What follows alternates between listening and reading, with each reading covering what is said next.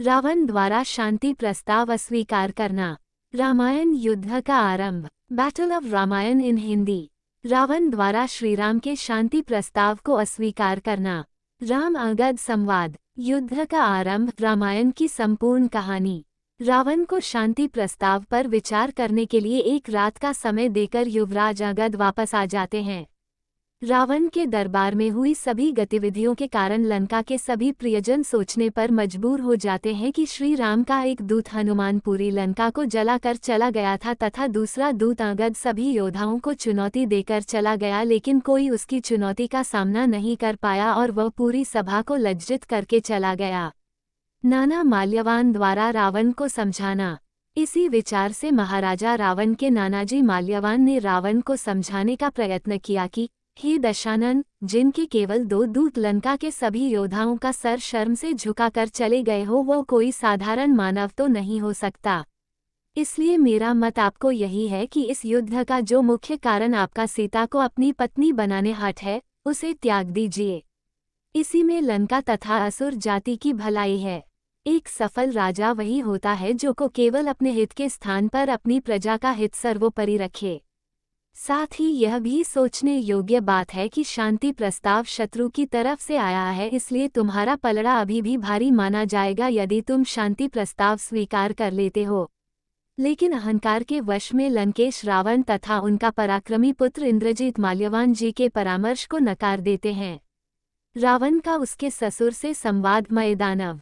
वहीं दूसरी ओर रावण की पत्नी मंदोदरी अपने पति को लेकर बहुत चिंतित थी, इसलिए उन्होंने अपने पिता मय दानव से रावण को समझाने का आग्रह किया। अपनी पुत्री के आग्रह पर रावण के ससुर मय दानव रावण को आने वाली विपत्ति से सचेत करते हुए कहते हैं कि हे रावण, श्रीराम कोई साधारण मानव नहीं है, स्वयं नारायण का अवतार है जो कि असुरों का अंत करने के लिए इस पृथ्वी पर आए हैं। आप ये स्पष्ट देख चुके हैं कि समुद्र पर सेतु बंधन जैसे असंभव कार्य को भी उन्होंने संभव करके दिखाया है। उनका केवल एक वानर दूत हनुमान लंका को जलाकर तथा आपके पुत्र अक्षय कुमार का अंत करके चला गया। उनका एक वानर अंगद आपके सभी योद्धाओं के मस्तक अपने पैरों में झुकाकर चला गया और कोई कुछ भी नहीं कर पाया।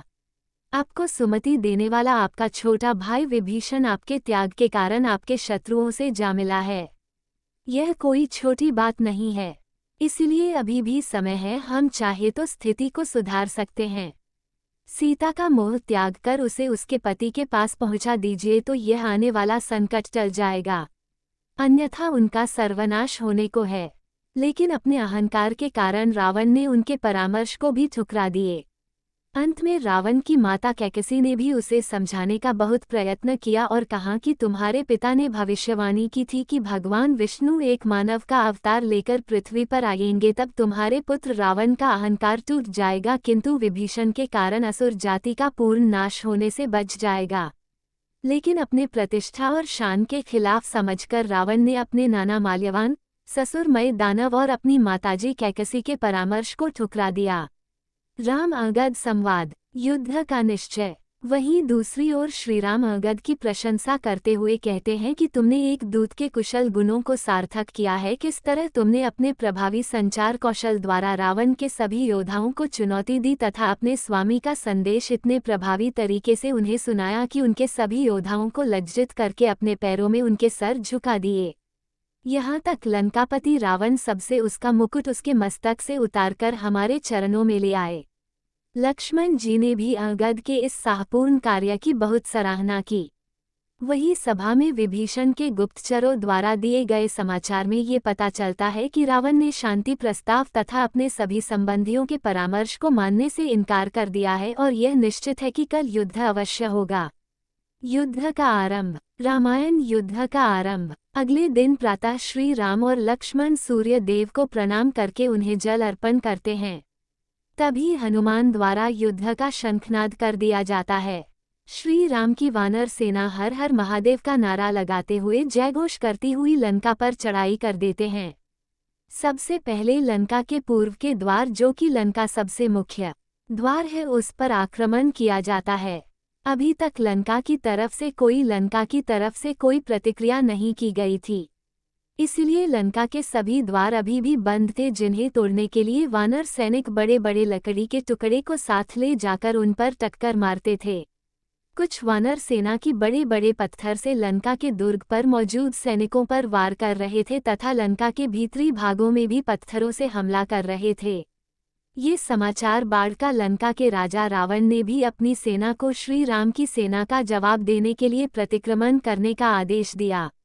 लंका के सभी द्वार खोल दिए जाते हैं और लंका की सेना बाहर निकलकर राम की सेना के साथ प्रतिक्रमण करने लगती है। प्रथम दिन के युद्ध में लंका की सेना में वज्रमुष्टि नामक असुर योद्धा आता है, जो कि वानर सैनिकों को रोंदते हुए आगे बढ़ रहा था। वहीं दूसरी तरफ लंका की सेना में रावण का एक पुत्र प्रहस्त युद्ध के लिए आया था तथा साथ में लंका की सेना का सेनानायक दुर्मुख भी प्रथम दिन के युद्ध के लिए चुना गया था। रामायण युद्ध का पहला दिन। रामायण बटले स्टोरी इन हिंदी। रामायण का युद्ध। रावण पुत्र का वध। खर के पुत्र मकराक्ष का वध। रामायण संपूर्ण कहानी हिंदी में। रामायण YUDH इन हिंदी। रामायण का प्रथम दिन का युद्ध बहुत ही महत्वपूर्ण था, क्योंकि यही निर्धारित कर सकेगा कि विजय अंत में किसकी होगी। रामायण के प्रथम दिन के युद्ध में श्री राम की सेना विजय की तरफ अग्रसर थी, क्योंकि पहले ही दिन रावण के कई मुख्य योद्धा वीरगति को प्राप्त हुए। आइए रामायण के प्रथम दिन के युद्ध में क्या क्या हुआ विस्तार से जानते हैं। रामायण युद्ध। सुग्रीव द्वारा वज्रमुष्टिका का वध। रावण की सेना का एक महत्वपूर्ण योद्धा वज्रमुष्टि बड़ी निर्दयता से वानर सैनिकों को कुचलता हुआ रणभूमि में विचरण कर रहा था। उसे देखकर सुग्रीव उसके सामने आकर रोक लेता है और अपने साथ युद्ध करने के लिए ललकारता है। चुनौती स्वीकार करके वज्रमुष्टि सुग्रीव से युद्ध करने लगता है और दोनों में भीषण युद्ध छिड़ जाता है। दोनों गदा से एक दूसरे पर प्रहार करने लगते हैं। बहुत देर तक गदा युद्ध करने यह बात दोनों मल्ल युद्ध करने लगते हैं। मल्ल युद्ध में सुग्रीव बहुत कुशल थे, इसलिए उन्होंने कुछ ही समय में वज्रमुष्टि को पराजित कर दिया। हर हर महादेव का नारा लगाते हुए सुग्रीव ने वज्रमुष्टि को उठाया और दूर फेंक दिया, जिस कारण वज्रमुष्टि का अंत हो गया। ऋषभ जामवंत श्रीराम को सुग्रीव द्वारा वज्रमुष्टि के वध की सूचना देते हैं। हनुमान के हाथों सेनानायक दुर्मुख का वध। रावण की सेना में एक और महाभट योद्धा था, जिसका नाम दुर्मुख था। दुर्मुख पूर्णतया आसुरी शक्तियों से परिपूर्ण था और वो प्रथम दिन में रावण की सेना का सेनानायक भी था। अपनी आसुरी शक्तियों के दम पर वह साधारण वानर सैनिकों को मार रहा था, लेकिन बजरंगबली हनुमान उसे रोक लेते हैं। बोलते हैं कि सेनानायक, तो वह आज तुम्हारी मृत्यु मेरे हाथों से लिखी है। दुर्मुख भी हनुमान को देखते ही पहचान जाता है कि यह वही महाबली हनुमान है जिसने लंका को जलाकर भस्म कर दिया था। उन दोनों में भी भयंकर युद्ध छिड़ जाता है। दोनों कभी गदा से प्रहार करते तो कभी मल्ल युद्ध करने लगते हैं। काफी समय तक युद्ध के पश्चात असुर दुर्मुख को बजरंगबली के असीमित शक्तियों का एहसास होने लग जाता है, लेकिन वह चाहकर भी पीछे नहीं हट पाता। इसलिए हनुमान द्वारा उसे पछाड़कर उसका अंत कर दिया जाता है। दुर्मुख के वध की सूचना पाकर रावण अचंभित हो जाता है, क्योंकि वह मानता था कि दुर्मुख का अर्थ स्वयं यमराज का मुख होता है। जिज्ञासावश रावण पूछता है कि दुर्मुख का वध किसने किया। रावण का मुख्य गुप्तचर सुक उसे बताता है कि दुर्मुख का वध करने वाला कोई और नहीं, लंका जलाने वाला तथा अक्षय कुमार का हंता पवन पुत्र महाबली हनुमान है।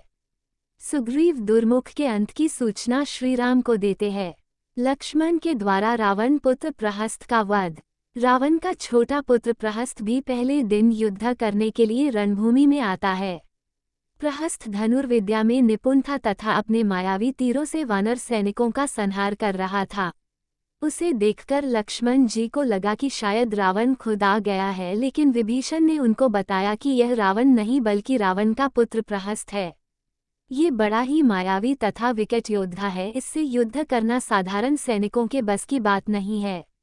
ये पूरी वानर सेना का अंत एक ही दिन में करने की क्षमता रखता है, इसलिए इससे रोकना अति आवश्यक है। विभीषण से प्रहस्त के पराक्रम की बात सुनकर लक्ष्मण जी कहते हैं, ठीक है, तो रावण के पुत्र के अहंकार को तोड़ने के लिए मैं स्वयं जाता हूँ। लक्ष्मण जाकर प्रहस्त को युद्ध के लिए ललकारते हैं। दोनों वीर कुमार में बाणों की जंग छिड़ जाती है। लक्ष्मण से युद्ध करते समय प्रहस्त ने एक मायावी बाण दूसरी तरफ वानर सैनिकों पर चला दिया, जिससे सैकड़ों वानर सैनिक मर गए। ये देखकर लक्ष्मण जी को रावण पुत्र प्रहस्त पर बहुत अधिक क्रोध आता है। तुम जीवित रहने के लायक नहीं हो, ये कहकर लक्ष्मण एक प्राणघातक बाण उस पर चला देते हैं। बाण लगते ही रावण पुत्र प्रहस्त वही ढेर हो जाता है।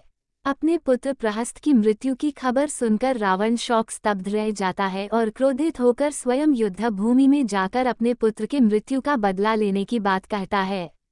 लेकिन तभी मकराक्ष उन्हें रोक लेता है और कहता है कि महाराज, मुझे जाने दीजिए, क्योंकि राम सबसे पहले मेरा शत्रु है।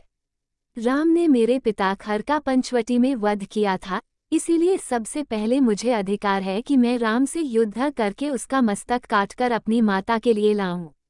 इसलिए महाराज रावण, मुझे आज्ञा दीजिए कि मैं रणभूमि में जाकर राम से युद्ध करके उसका मस्तक काटकर अपनी माता के चरणों में डाल दूं। तभी मेरे प्रतिशोध की अग्नि शांत होगी। ये जानकर रावण खर के पुत्र मकराक्ष को युद्ध में जाने की आज्ञा देता है। श्रीराम के द्वारा खर पुत्र मकराक्ष का वध। रावण से आज्ञा लेकर मकराक्ष युद्ध भूमि में आता है और श्री राम को ललकारने लगता है। उसकी ललकार सुनकर लक्ष्मण उसे रोक लेते हैं और बोलते हैं कि श्री राम से युद्ध करने से पहले तुम्हें मुझसे युद्ध करना पड़ेगा। पहले मुझसे युद्ध जीत लोगे तो श्री राम के भी दर्शन हो जाएंगे। तब मकराक्ष कहता है कि लक्ष्मण, मैं तुमसे नहीं बल्कि तुम्हारे भाई और मेरे पिता के हत्यारे राम से युद्ध करना चाहता हूँ।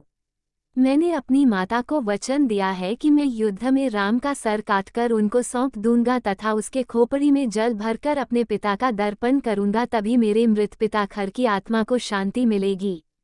उसके ऐसी बातें सुनकर लक्ष्मण अंगद आदि उसका उपहास उड़ाने लगते हैं, लेकिन तभी श्रीराम ने उन्हें रोक देते हैं, ये कहकर कि किसी के भी संकल्प का उपहास करना अच्छी बात नहीं है।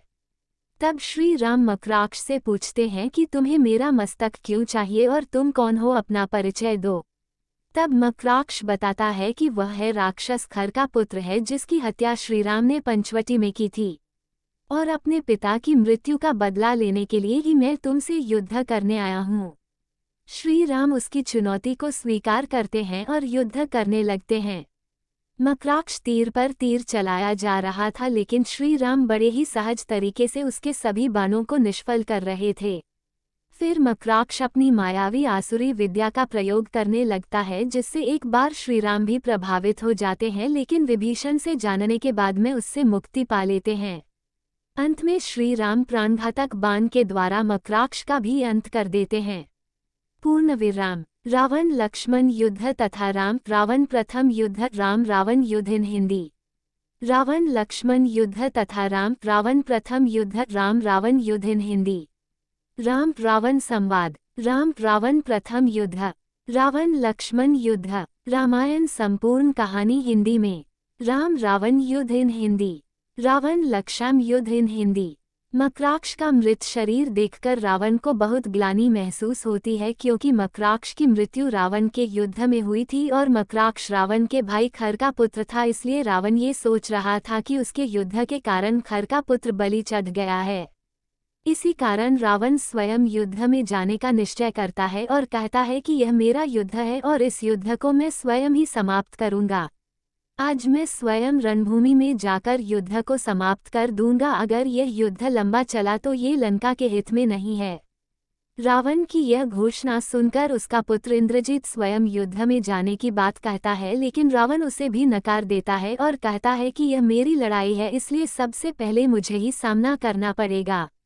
क्रोध के वश में रावण अपने सेनापति को आदेश देता है कि मेरे साथ सेना को युद्ध में जाने के लिए तैयार करो। राम रावण प्रथम युद्ध।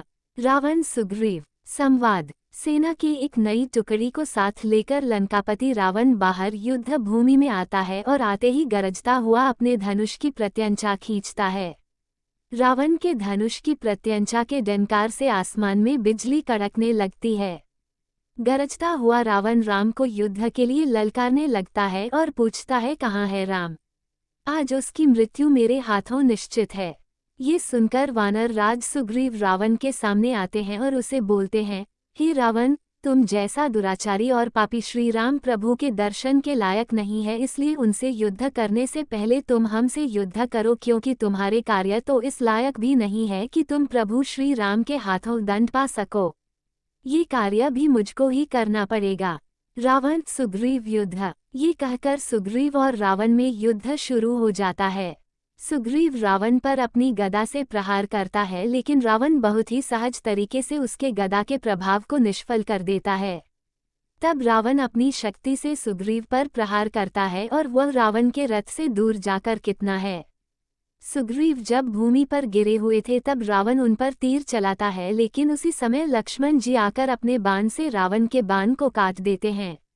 रावण को फटकारते हुए लक्ष्मण जी कहते हैं, एक मूर्छित पर तीर चलाना किसी योद्धा का काम नहीं है। हे रावण, तुम इतने शक्तिशाली होते हुए भी एक कमजोर की तरह युद्ध करते हो और एक मूर्छित पर प्रहार करते हो। लक्ष्मण जी की बातें सुनकर रावण उनकी इस तरह की बातों की हंसी उड़ाने लगता है और बोलते हैं कि वनवासी छोकरे, ये धर्म और नीति तुम जैसे साधारण मानव की बातें हैं। मेरे जैसा शक्तिशाली राजा जो करता है वही धर्म है। रावण लक्ष्मण युद्ध। तब लक्ष्मण जी रावण को जवाब देते हैं कि तुम सही कहते हो कि धर्म, सदाचार और नीति आदि मनुष्य के गुण हैं, लेकिन तुम एक मनुष्य नहीं बल्कि एक पापी असुर और एक लंपक दुराचारी हो जिसे किसी भी चीज का ज्ञान नहीं। लक्ष्मण की इस बात को रावण अपना अपमान समझता है और उस पर घातक बाण चलाता है। रावण के तीर के जवाब में लक्ष्मण जी भी अपने बाण चलाते हैं और दोनों में युद्ध आरंभ हो जाता है। कुछ ही समय बाद रावण लक्ष्मण पर भारी पड़ने लगता है और रावण अपने जहरीले अस्त्र द्वारा लक्ष्मण जी को मूर्छित कर देता है। लक्ष्मण जी के मूर्छित होते ही अंगद और जामवंत उन्हें वहां से लेकर जाने लगते हैं। तभी रावण मूर्छित हुए लक्ष्मण पर भी बाण चलाने की कोशिश करता है, लेकिन बजरंगबली हनुमान रावण के सामने आ जाते हैं और उस पर प्रहार करते हैं। राम रावण संवाद। राम रावण प्रथम युद्ध। रावण तथा हनुमान जी के बीच युद्ध आरंभ होने ही वाला था कि तभी श्री राम वहां पर आ जाते हैं और बोलते हैं, वाह रावण वाह, तुम महादेव के समान शक्तिशाली महाबली हनुमान के सामने टिक पा रहे हो। तुम वाकई में परम शक्तिशाली हो, लेकिन अपने कुछ कर्मों की वजह से तुम्हारे अंदर अहंकार और अज्ञानता आ चुकी है, जो कि बहुत जल्द तुम्हारे विनाश का कारण बनेगी। शक्तियों तथा देवताओं से मिले वरदानों का दुरुपयोग करके इतने अहंकारी हो गए हो कि तुम्हें धर्म और अधर्म में भी अंतर नजर नहीं आता। श्रीराम के मुख से ऐसी मर्यादा भरी बातें सुनकर रावण जोर जोर से हंसने लगता है और बोलता है, अरे बनवासी राम, मैंने तो सोचा था कि तुम कोई बहुत बड़े योद्धा होंगे जो कि मुझसे रणभूमि में आते ही युद्ध करोगे, लेकिन तुम तो बातों से मुझे कोई साधु संत या कोई उपदेशक लगते हो। अगर तुम इतने ही शक्तिशाली या धनुर्धारी हो तो आओ और मुझसे युद्ध करो, आज मैं तुम्हारी सारी गलतफहमियां दूर कर दूंगा। रावण बोलता है, आज इस युद्ध को यहीं पर विराम लगाने के लिए ही मैं युद्ध भूमि में आया हूँ। ये रणभूमि है, यहाँ उपदेश नहीं युद्ध किया जाता है। अगर तुम्हारे अंदर साहस है तो मेरा सामना करो। यहाँ सवाल भी बाण करेंगे और उत्तर भी बाण ही देंगे। ये कहकर रावण श्रीराम पर बाण चला देता है। श्रीराम भी बड़े ही सहजता से उसके बाण का उत्तर देते हैं। श्रीराम एक एक करके रावण के हर अस्त्र शस्त्र को निष्फल कर रहे थे। श्रीराम पहले रावण का धनुष काट देते हैं। धनुष कटने के बाद रावण अपनी चंद्रहास तलवार उठाता है जो कि उसे भगवान शिव ने दी थी, लेकिन श्रीराम अपने एक साधारण बाण से उस तलवार को भी काट देते हैं, जिसे देखकर रावण अचंभित होता है। श्रीराम फिर अपने एक बाण से रावण के रथ पर लगा ध्वज भी काट देते हैं और रावण को निहत्था कर देते हैं। रावण को पूरी तरह निहत्था करने के बाद श्री राम रावण को अंतिम चेतावनी और संदेश देते हैं और बोलते हैं, हे रावण, तुम जिस शक्ति का अहंकार करते हो आज उसका परिणाम देख चुके हो। इस वक्त तुम मेरे सामने केवल इसीलिए जीवित खड़े हो क्योंकि मेरे रघुवंश में किसी निहत्थे पर वार नहीं किया जाता। तुम आज केवल अपने शत्रु की दया के कारण जीवित हो। जाओ और अपने घाव भरो, क्योंकि अगली बार तुम्हें क्षमा नहीं किया जाएगा। मैं तुम्हारे समस्त पापों का दंड देने के लिए आया हूँ और देकर जाऊंगा। श्री राम के हाथों निहत्था होकर और जीवनदान पाकर रावण शर्मसार हो जाता है और अपने रथ से उतरकर पैदल लंका की तरफ चल पड़ता है। उसकी सेना भी पीछे पीछे चली जाती है, जिसके साथ ही पहले दिन का युद्ध समाप्त हो जाता है।